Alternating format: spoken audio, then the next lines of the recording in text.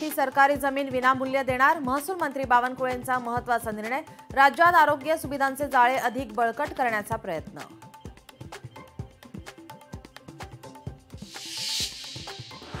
अमरावतीत कृषी मंत्री दत्तात्रय भरणेंच्या दौऱ्याला युवक काँग्रेसचा विरोध। दत्तात्रय भरणेंच्या विरोधात जोरदार घोषणाबाजी करत युवक काँग्रेसने दाखवले काळे झेंडे।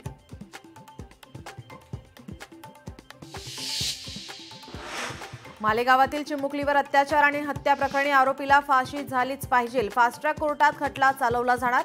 मंत्री दादा भुसे यांची माहिती।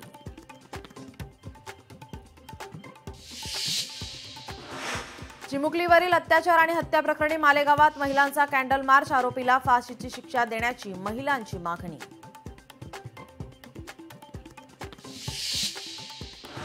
स्वातंत्र्यवीर सावरकर बदनामी प्रकरणात राहुल गांधींना न्यायालयाचा मोठा दिलासा। नाशिक दंडाधिकारी न्यायालयाकडून फौजदारी खटला रद्द।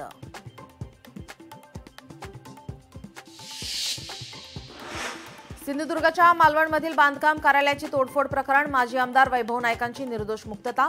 नाईकांसह ठाकरेंच्या शिवसेनेचे तालुका प्रमुख हरी खोबरेकरांचीही निर्दोष मुक्तता।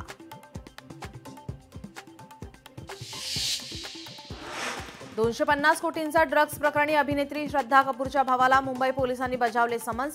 सिद्धांत कपूरला 25 नोव्हेंबरला चौकशीसाठी हजर राहण्याचे बजावले समन्स।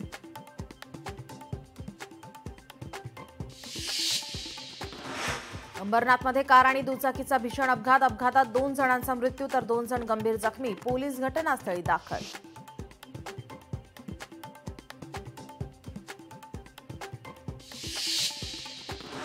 पिंपरी चिंचवडमध्ये ट्रकची दुचाकीला धडक। अपघातात दुचाकीवरील तरुणीचा जागीच मृत्यू। ट्रक चालकाला हिंजवडी पोलिसांनी घेतलं ताब्यात।